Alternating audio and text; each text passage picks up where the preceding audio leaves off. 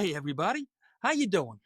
Welcome to Story Time with Travis. Story time, story time, story time with Travis. Story time, story time, story time with Travis. Hey Travis, tell us a story.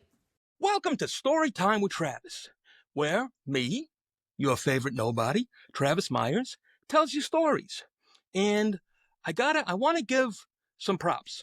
This whole segment is because of you guys. You guys writing in, asking questions, and asking more and more for me to tell some stories from my life. Okay? So I want to say thanks to Josh in Memphis, Tennessee. Katie in, I can't remember, somewhere in Connecticut. Okay? Kelly in New York City. And a young lady that actually started this before we ever thought of this many years ago, named Kobe, who used to ask me up in Kingston, New York, for story time. All right? And that's how this nonsense all began. So here we go. Today we're going to talk about barroom brawls. All right? And I'm going to tell you about 3 different stories that happened to me. And funny enough, okay, throughout my life, I have only been involved in 3 true barroom brawls. And 3 because I don't count any of the ones that had to do while I was working in a bar. So if I'm working as a doorman or a bartender or maybe a manager of some sort, okay, those don't count. They don't count because it was my job to be there. All right. So, and why barroom brawls, you might ask? Why is it always something negative? Why is it always something violent? That's not me. That's you guys. All you dirty crime fans out there want to hear the negative stuff. You thrive on it. So, what else am I going to do? I'm not that funny a guy. I got to tell you some negative stuff. So, for the first one, we're going to go back, way back to 1982. In fact, to, what is it? Friday, January 22nd, 1982. All right? At this time, myself and my brother Henry were working construction. Okay? And we were 16 years old. Both, as many of you know, high school dropouts, I'm sorry to say. But it didn't make for less of a lively life for us. Because we always had a little bit of money and we did things. And on this particular night, we had nothing to do. So, what did we do? We decided to go down to Madison Square Garden and see the Police that night. The Police were playing with the Go-Go's, 2 of our favorite bands, okay? Very, very popular at the time, but we had no tickets. If anybody remembers back in the day, okay, there was no Ticketmaster. There was nothing online. You had to physically get tickets, okay? And you did that by going to the box office, either prior to the show and or the night of the show. So that's what we decided to do. And we headed down there the night of and could not get tickets. They were sold out. The place was packed. It was mobbed. So what do? What every good New Yorker does, you find somebody that's scalping tickets and get yourself some tickets. So we were looking around. Anybody got tickets? Anybody got tickets? Usually those guys are hawking them all over the place. We couldn't find anybody. You find 2 fellas, all right, hawking tickets. And we said, yeah, we'll buy them off you. Bang. And these were, back then it was like $13, $14, $15 for a ticket. We probably gave them $25. All right. I'm not sure what it was. So we give the guys the money. I look at mine. It's wrapped up in like a little napkin to be incognito. I open it up and it's a torn stub from a Rangers game. I'm like, oh, Henry, I got ripped off here. And he turns to me and says, same thing, me too. We're looking all over to find these fellas, right? As we look and we look, we can't find them anywhere. Bang. There's the 2 of them on the corner together. We rush over, physically grab him. I threw my guy up against the phone booth. Henry's got his guy around the neck. And hey, cough it up right now. Guy gave me my money back right away. And the other fella, all right, Henry gets his money back, again, just threatening him, And my guy says to him, what, you're not going to come help me? This guy jumped me. You're not going to come help me? He says, I'm not getting in trouble for you, pal. And they took off into the crowd. So, needless to say, after all of that, we didn't go see the Police. We couldn't get tickets. We were a little put off by the whole scalping incident. What are you going to do? So, We got back on the train. We went down to the Ritz. Now, the Ritz was a place that it was a regular stop for us. We went there, I don't know, once or twice every couple of months, we'd go down to the Ritz and see whoever was playing. We didn't have to know who was playing. We didn't care. It was a great little venue. I believe it's still now called Webster Hall. Could be different, but that's what it should be called now, Webster Hall. And for everybody that remembers Webster Hall, it was once the Ritz. So we got onto the Ritz. Place again is packed, but we're able to get in. All right. And I don't know, it was $10 to get in, $12, something like that. We get inside. Bands are playing. We work our way down, get a couple of beers, work our way down in front of the stage. And we see this phenomenal band, Dizzy and the Romalars. I never heard of them before. I never saw or heard of them afterwards. Dizzy and the Romalars. They rocked. Okay. And we're hanging out. Second band comes on. Again, have a couple more beers. We're watching. We get a little bit more than halfway through the set, and we decide these guys aren't for us. It just really wasn't our thing. Kind of at the time, it was the birth of maybe, I guess, what would be called more like a more techno kind of sound. And, me and Henry were rockers. That's what we liked. Turns out, who knew this was the first ever Depeche Mode concert in the United States? They were playing with Ministry, and we didn't even bother to wait for Ministry. We didn't care for Depeche Mode, and like I say, probably about 2/3 of the way through their set, we took off. Still, not the end of the story, because as you know, we haven't got to the brawl yet. We hop in a cab. It's still fairly early. I don't know, probably 12:30, 1 o'clock in the morning by now. We hop in a cab, and we're going to take the cab uptown back to our neighborhood in Yorkville. All right? And go to the always stop for us before we left the neighborhood and before when we came back to the neighborhood, which was Willie's Saloon, which was on 81st Street and 3rd Avenue. And as we're riding up there, the cab driver's kind of drifting to one side, he's drifting to the other side, and there's nobody around. The guy's all over the place. It's not like he's weaving in and out of cars, right? And we're like, hey, buddy, bang, bang, bang. Henry's kicking the back of the seat there. Wake up, wake up. The guy jumps up because he's falling asleep on us. The guy jumps up and actually, thank God, didn't hit another car, drives up onto the sidewalk on 3rd Avenue. Now, we're down like around, I don't know, 72nd, 75th Street in that neighborhood.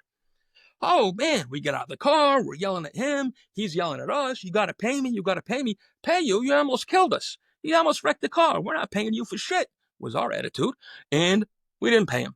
So that drama over, we walk the next, whatever it was, 8-9 blocks back up to Willie's. All right. So we get up to Willie's Saloon. A couple of tables up front. Willie's was a long bar on the left side and then had like an eating area, very typical setup where it's divided down the middle by maybe a 5-foot wall, if that. Tables on one side, bar on the other. And there's maybe 8 or 10 people at the bar, 4 or 5 tables filled. Henry and I get a table because we're going to get a couple of burgers, have some fries, have a couple of beers, relax with our evening. And what happens? So we're sitting there, get our burgers. Just as we're getting comfortable, I look over to my right, and Steve, okay, one of the Marley brothers, all right, who worked there, looked like he was cleaning something off the floor. And as I look over, I could see he's not cleaning anything off the floor. He's got a guy down on the floor by his neck, and he's cracking him. Bang, bang. And so I stand up, right? And as soon as I stand up, I could see another guy standing up who was with this gentleman that was getting punched around, picks up a ketchup bottle, and is going to crack Steve over the head. So we were sitting on what's called a banquette. A banquette is a long bench, kind of like what you see behind me right here. It's a long bench that runs along a wall, okay? I hop up and, like a crazy fool, run across this banquette and dive on this guy, kind of like Superman, all right? Knocking him, boom, right to the ground. We fall to the ground. Steve is fighting the guy he's fighting. It turns out there's like 4 or 5 of these guys. They all hop up. Somebody's punching or kicking me. I can't tell. Steve is taking care of his guy. My brother Henry comes running over. Dominic was working behind the bar, hopped over the bar. Bing, bang, boom. All of these guys, get roughed up a little bit and thrown out of the bar. Done. Over. So it was like, for all of about a minute and a half, a real crazy cowboy western battle going on there. Fists flying, bottles flying, people getting punched, people getting kicked. Got them all outside. Now, not much of a fight story. However, it was a great reputation builder. Why? Well, not that you should necessarily have a reputation as a brawler, but for two young 16-year-old kids growing up in Yorkville, this was phenomenal for us. Those guys treated us like gold after that. All right? That night, we didn't pay for our meals. We didn't pay for our beers. For a couple of weeks, we didn't pay for beers every time we walked in there. Everybody talked about us. Oh, look at these two young bloods. Look at these two tough kids. Came to Steve's assistance when he needed him the most. And it was a very, very exciting time for us. And that's it. And that's the end of that story. And so back to whatever I said that was January 22nd, I believe, 1982. All right. Now, the reason I'm sitting in a bar today, okay, telling these stories, is because it's about bar brawls. So luckily, I was able to come down here and do a little thing here in the pub, and hopefully my man Joe over here will let us do it again in the future. Sure, as long as you come early like today. Yeah. Well, thank you very much, my friend. And yeah, that's it. So we're going to take a break right now before I tell story number 2. And instead of injecting one of our commercials in, I'm going to hit up one of our sponsors right now with an ad for Shanky's Whip. Now, what is Shanky's Whip? Shanky's Whip, okay, is this magical elixir of Irish whiskey. It's got a little flavor of caramel, little cream, a little vanilla, and let me tell you something. No lie, this is my new favorite thing. This is my go-to right here, all right? Now, myself, I like it as a shot with a cold beer, okay? But mix it with a little Coke. Great. Little vanilla Coke action. Or on the rocks. Very, very tasty stuff. And that's it for now. Let's move on to story number 2, okay? Story number 2. Also in 1982. So yeah, we're going back like 43 years. These are some old ones, okay? And before I get to this story, what I want to let you guys know is, for the most part, okay, we came from a drinking culture. You know, our families drank in pubs. We all drank in pubs, and as young men. I mean, I was 13 years old, first time I went drinking with my friends in a bar, which was at Brady's Pub on 82nd and 2nd, which still stands there today. And at Brady's, we would go in there. It was only 18 years old to drink. Okay. And take care there, George. Thanks. Good to see you, my friend. It was only 18 to drink. And so we would all sit down. We'd get a table in the back. And the 16-year-olds would go and buy a pitcher of beer, bring it back. We'd all sit, and we learned as young men to behave ourselves. Because at 13, 14, 15, 16, you didn't need to get getting your ass kicked by a 45-year-old. And to be honest, although I'm sure my mother wasn't happy about us running around drinking in bars and pubs, it was part of the culture, okay? And I still to this day say that you're better off having your kid drinking underage in a bar than out in some creep's basement or somebody's cornfield somewhere, okay? Now, that being said, I'm not condoning underage drinking at all. Don't think I'm going there. I'm just explaining how it was for me in my time, in my life. So, battle number 2, again, 1982. And I also have a date for this one because it was November 26th. November 26th. And you're going to say, Travis, how in the world can you remember these dates? I can't remember them. I look them up, okay? The last one, I could remember the date because all I had to look it up, the first ever Depeche Mode concert, and it was the same night the Police were playing. Bang. There's your evidence, okay? Do a little detective work.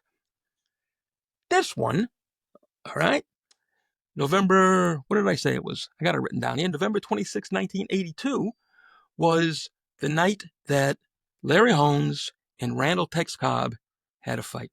We were watching this fight up on 86th Street at the Clandenne Pub. All right, the Clandenne Pub was a long, narrow place. It was an old man's bar. It was an old Irish fella's bar up on 86th Street.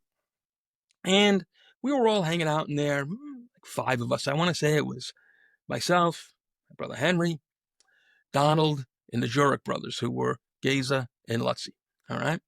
And we're hanging out in there, having some beers, watching the fight. As time goes on, a crew of guys from John Jay Park show up.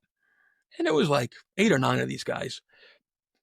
8 or 9 of these guys come in, and they get some beers, and they're sitting down at their own table having their own thing. Well, as it happens, one of these fellas I had a beef with maybe a year or 2 ago in front of Wagner Junior High School about what to tell you the truth, I think it was about nothing. One of those, like, what are you looking at nonsense things, okay? And we had some words. Nothing ever came of it. But now, of course, everybody's drinking. It's a year later. And unfortunately, this fella had, a little chip on his shoulder. He was upset about it. He was holding a grudge. I don't know if I embarrassed him. Again, we didn't come to blows, but whatever had happened, it was still on his mind. And so he came over and, called me out on it. What am I going to do? Okay? Again, I'm not condoning violence. I certainly don't want to have trouble in a place that we frequent, especially while we're underage. But I can't let it go. I got to stand up to the guy, right? So, as the words start going back and forth, Mr. O'Donoghue, who's behind the bar, says, that's enough. None of that in here, you boys, all right? Outside. You can have a problem, take it outside. So, whatever there is, 13, 14 of us walk out into the street, okay? And we square off, me and him, and, I don't know exactly, again, what the argument or the words were, but my father always told me, all right, you want to win a fight, take the first shot. So I did, and I cracked this kid. Bang. All right. I don't believe he even had a chance to get a shot back at me before all hell broke loose and everybody was fighting everybody. It just happened so fast. Okay. So I'm throwing punches at this guy. They're throwing punches at me. And I do remember hitting a kid who I got along with later. I haven't seen him for years, Donnie Dowd. I cracked him in the mouth like 3 times, bang, bang, bang, Somebody else had hit me. I had a little blood coming out of my nose. Poor Diamond Dave Lopez was there. He's trying to break up the whole thing. He's trying to mediate this thing, all right? And I think somebody cracked him once. He ended up heading over behind the car, and he was no slouch. He wasn't a scaredy cat, but he didn't want the stuff going on.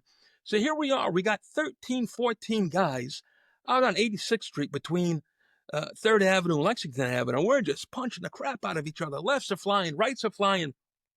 And for the most part, I will say, us 84th Street guys, we're getting the better of it just because we were a little edgier, okay? And a couple of us did train regularly, trained in boxing, and we were getting the better of them. But they were pretty tough kids, so I'm not gonna belittle them at all right? The punches were going both ways. Then, boop, boop, hey, what are you guys doing? Knock it off. Police car pulls up right alongside of us. Oh, what do you mean, what are we doing? We're doing nothing, officers. And literally, okay, because nobody in our neighborhood ever hollered cop, okay? And what do I mean by that? There was no snitching. There was no stoolies. There was no ranting on anybody, okay? We all stopped fighting, and I remember putting my arm around Donnie Dowd and him putting his arm around me after I just punched him in the face like 3 times, okay? And saying, we're just having fun. We're just fooling around, officers. No problems here. They got out of their car. They looked us up and down, got back in their car and took off. And by then, all the steam was gone. All the energy had left the fight. We were pretty much done with what we were doing, okay?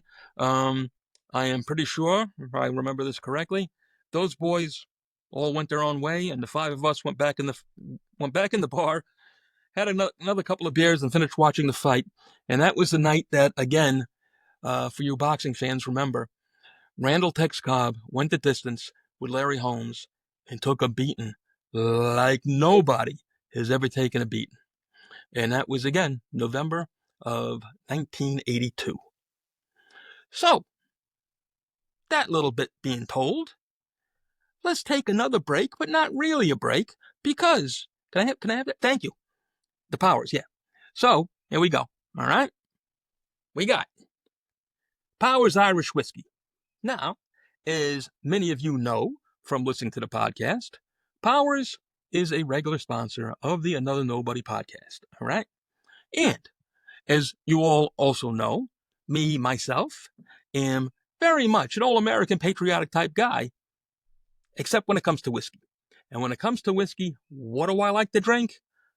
I drink Powers. Powers is my choice when it comes to a shot of whiskey. All right? It's a good, solid, decent whiskey, which happens to be the most popular whiskey in Ireland. So as I always say, if it's good enough for the Irish, it is good enough for you, my friends. And that's it. That's all I got for you ad-wise. Let's get back to some stories. The next story, I do not know the date because there's nothing that I can tie it to, okay? But I do remember it as probably being 1987. I think it was the winter of 87, 88, okay? And a dear friend of mine, George, was home from the Navy, all right? And the three of us, myself, Henry, and George, had all gone out drinking to where I could not remember. I don't know what bars we were hanging out in, or if we had gone bowling down at University Lanes, or what we were up to, but we had been out for most of the night. And we returned home to, where did I just mention? Willie's Saloon on 81st Street and 3rd Avenue. Again, this was a very much a hub of activity for us in the neighborhood. Great little place. Sorry to see it go when it left. But we returned there, and it was later in the evening, definitely after midnight. We're sitting down. There's a handful of people in the place. We're sitting at the bar again, long bar, as I had mentioned. And we're having a couple of drinks. And we're just sitting there, bullshitting, talking back and forth, sharing a couple of beers, telling stories. We all grew up together. I mean, I knew both of these guys since, 7th grade. And we're sitting there hanging out, and a large group of guys come in. There's I want to say there's 5 of them, okay? And they pass right by us, just like I'm sitting here and I pass by us and sit down the bar there. And this is a fairly long bar. It's a good, 25-foot bar, maybe longer. They sit down at the other end. And as they do, Georgie gets really uptight. And I'm looking at him, and he's looking down the bar, and I can see he's tightening up. So I'm sitting here. Next to me, to my left, is Georgie. Next to him is Henry, okay? And I can't help myself. I could not help myself. I say, "What's bothering you, George? What's the matter? What's up your ass? I can see something's bothering you, right?" So he's like, "I don't know. But I think that guy, Ed, again, I can't remember his name. I'm sorry. I think that guy was the one who exposed himself to his then girlfriend." I'm like, "Are you kidding me?" He's like, "No." And he had told us a story about how they had gone out on a date or something like that. And then the guy, whipped it out and tried to put it in her hand. She fought him off, and it was a whole thing back and forth. It was a very, I don't know if she was outright sexually assaulted, but she was certainly sexually embarrassed by this guy, taking his pants off and trying to force himself on her. So that story, not sure exactly how it went, but he turned me on. And what did I do? I became the jerk. I became the instigator. And what did I say? I said, "Are you kidding me? He did that to her? I wouldn't take that shit if I was you." Of course, Henry, who's sitting next to me, is like, "Slow down, Travis, slow down." But I had a couple in me, I'm feeling a little time for some action, and I did it again, Come on, George, really. What kind of man? You going to take this shit off of this guy? He's like, "Man, Travis, I wish I knew. I can't tell if it's him, though. I only think it's him." He really didn't know. Was this the guy? So, unfortunately, I can't remember the kid's name. I said, "Well, why don't you just go ask him?" I said, "Go ask him?" Said, "Yeah, ask him what his name is." And he did have an unusual name, which was kind of key because chances are there's not 10 of these guys roaming the neighborhood. Okay? So now he gets a little chesty. He's like, "Yeah, I'm going to straighten this fucking guy out." Now, let me explain something to you. My friend George, okay, was a very tough kid, okay? Most of us 84th Street guys were. But he in particular used to train with me at Gleason's gym. I think he went down to Julio Rivera's gym for me. The kid could throw hands. He was a hard kid, all right? And again, he's 21 years old. He's home from the Navy. We've all had a little too much to drink, probably. And now he's getting a little chesty, a little bent out of joint, all right? And rightfully so, because this kid did deserve a beating for what he'd done to his girl, right? But, jerk that I am, not only do I continue to instigate, I says, as he's getting up from his stool, I said, wait a second, George, wait a second. If we're going to do this, let's do it right. I reached in my pocket, and I take out a quarter. I give him a quarter. I said, go put Bobby Darin on, Mac the Knife. And when the song starts, go up and ask him who he is, all right? He's like, yeah, that's what I'm going to do. So he goes to the back. He puts a song on the jukebox. I mean, 1 or 2 songs go by. What pops up? Mac the Knife by Bobby Darin. So now me and Henry, okay, we're leaning over the bar, looking down like this to see what's going to happen. Georgia goes over, and I can see him. He's talking to him like this, talking to him like this. He nods his head. Bang! He cracks this kid. Boom! Kid goes right down. His 4 friends jump on George. Now, you can't be mad at these guys because they are doing the right thing. They're sticking up for his friend. They don't know he's a weasel, sexual assaulter type guy, okay? But the 4 of them jump on George. George sold it off. Bing, bang, boom. He's throwing punches. He's getting punches. Me and Henry rush over there. Again, it's only 5, 8 bar stools away. And we just start bang, bang, bang, bang, bang. We're hitting them. They're hitting us. And again, we're getting the better of them. One of them runs out the back door. The other one goes into the ladies' room and locks the door so we can't get after him. Okay? And the other one goes out the front. Well, once it's pretty much over and we get the better of them, we head across the street. Why? Because it just so happens we had a small apartment right upstairs, right across the street from the bar. And we're able to get up there and look out the window and watch the police come, watch the police cars come, watch everybody pointing up and down the block looking for us, and we just had a really good laugh. So there you go. Again, 3. That's it. 3 barroom brawls in the last 60 years. All right?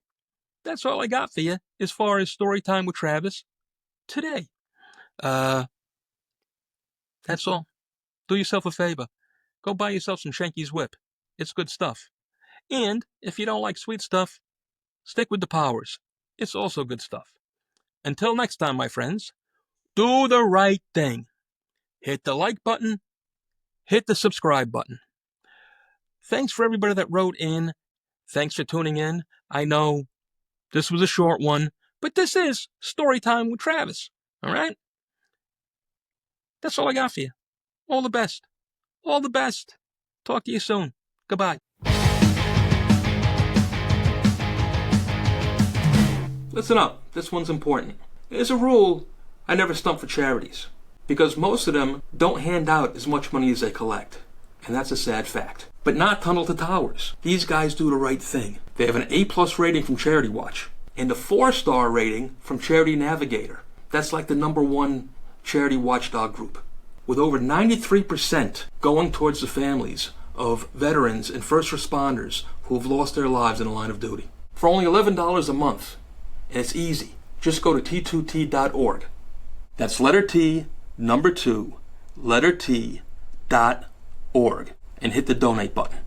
Do the right thing and do good for the families and the veterans and the first responders who do good by you. It's only $11 a month. Thanks and all the best.